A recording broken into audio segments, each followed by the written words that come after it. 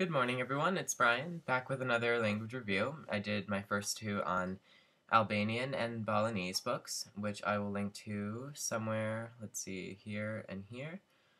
And so I'm going along my collection alphabetically for course books in terms of the language, and the next one up that I have that I want to review is, I'm not going to do all of them, obviously, because I have a lot in my collection, but this little book that I purchased one day just randomly on abooks.com, and it's called Learn Dutch for English Speakers. It's published by Stafford Corp, which I think is, was and still is a language publishing house that never really caught on, I don't think, but I think that they do have a fairly decent line of books from, like, even just what I've seen, in this book, saying, like, other volumes that we have and stuff like this.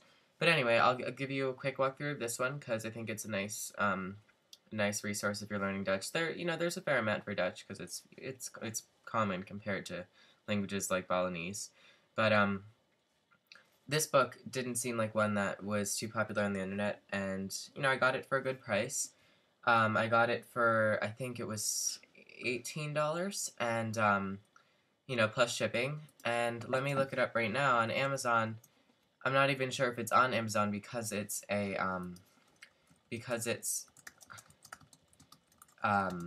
not too common of a book. Sorry, I didn't look this up before. Okay, yeah, so on Amazon, the only one I see is for $39, but I'm sure you could search it on Bookfinder and get a good deal. But I'll walk you through this one. Stars wise, I would give it a 4.5 or 5. I think here's the table of contents. Very, very grammatical. Older. It's published in 1971, so it's still in that heyday of good language books before everything turned into a phrase book with graphics everywhere. So we have 26 lessons, and it's a very cute little book, I think, if that makes sense. The lessons, I'll show you one of the lessons. It's always good to see one of the later ones. They give you, a pretty chunky reading in the beginning, all in the language. Which can be a little bit overwhelming. I was looking at, when I first started off, as I said, I haven't gotten, or not as I said, but I haven't gotten too far in Dutch. It's something I wanted to study and never really got too much into, but I did look at this book. They have some, nice graphics, but they're the older type, the, cartoony type, which is not as distracting. So you get two, even in just the early lesson 6, you're getting almost 2 pages of just pure Dutch reading to practice, and that's really great. Then they give you some examples and notes, some grammar notes, which is always nice. Some people don't like them, but I do. And then, as I mentioned in my Albanian video, they give you some translation exercises, which I really think are the best for drilling, what you're learning, as opposed to fill in the blanks and stuff like that. So that made me happy when I saw that. But then again, there are 100 sentences for lesson 6 to translate, so that can be a little bit dry, I think. But then again, still always, it's better more than not enough, because then you can pick what you want to do. Over here is the vocabulary, again, a lot. I think one of the downfalls of this is, not downfalls, of just a different format compared to others, is I'm thinking a lesson like this is going to take not maybe 1 or 2 days, but maybe like the whole week if you were to use this intensively, like an hour a day or something. Because, let's see, there are 2 columns of like size 8 text of vocabulary. This is the Dutch and then the English translation. So that's not, unless you're, have some super mind. Oh, and then there's a back page too of more vocabulary. So unless you have some like Daniel Tamedy mind, if any of you get that, you're probably not going to be able to memorize that vocabulary in one day. So as I said, it's going to be more. Lesson 7, similar format, less reading. So, it's varied. I think here's lesson 14. I think it's nice, a nice book, not too chunky, a book you could carry around. I got an older copy, a little bit stained, but, it still works. I like the explanations. I think that's a great thing. The graphics are, not overwhelming, nice. There's some tables, vocabulary. The thing with exercises, they have, they answer, like, they ask you questions in the language, and then you answer them in language. Which, I don't know, I always think are annoying, but I think they're good for you and that you should do them. But Looks like there's some phonetic transcription and stuff. So, you know, I think here's some other different types of exercises. I'm just going to show you as many pages as possible because that's what you guys like to see, I'm sure.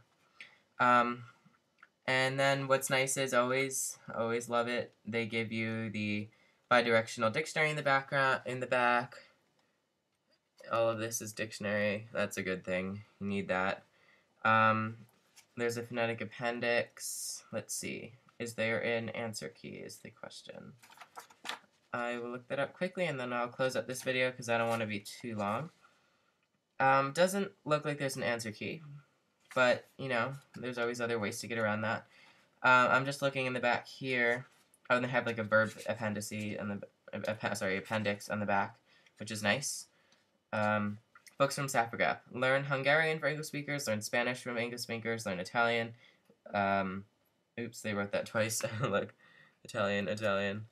And then learn Turkish for English speakers, which I really want to get because I like Turkish, and as you'll find out, that's one of the languages that I'm really hoping to learn. And then it says Chinese conversation on the bottom. So there we go, Chinese and Turkish, and I'm going to look into those because I think a book like this would be nice for Turkish, having a lot of readings and exercises and stuff like that. So anyway, you got Italian, Spanish, Hungarian. You probably have got more. Unfortunately, this company, Saprograph, which looks like a valuable language publishing house, doesn't have like any kind of website or bookstore. I think they're based out of New York. I don't know if they're kind of like, yeah, New York, Elizabeth Street, New York. I don't know if they're like kind of defunct now, or if they've been bought by somebody, or if they're still there, but it's just kind of somebody in like a random house. So I'm gonna look into that. Oops, I have some water. Sorry. I'm gonna look into that, and maybe I'll let you guys know on that because I'd like to get more of these books. I think it's a nice series. It adds some diversity to the, the Teach Yourself and the colloquial series and that kind of thing. So this is Learn Dutch for English Speakers. Forgot to say the author. Sorry, Fernand G. Renier. Please leave comments on how bad my pronunciation is. And as you'll find out, mostly when I study languages, I look at the reading and writing first, so my pronunciation tends to be the last thing I work on, which a lot of people would disagree with that type of method, but because I don't really know many people who speak Dutch, I'm kind of going to have to work with what I got. So anyway, I'm just babbling at this point.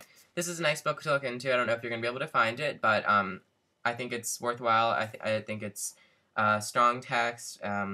It's has a lot of examples, a lot of readings. That would be its biggest thing, and then some translation exercises and vocabulary. So pretty standard, and I will see you guys next time with my next review. Bye. Oh, and check out the blog that I made. I made a blog. I can't link to it. I was just gonna put a link to it, but then I realized I can't because you can't link to external sites on YouTube. But I made a blog to accompany the channel, just posting the video, like embedding the video, and just putting some other notes and links. So I really want you guys to check that out, and see you soon. Bye.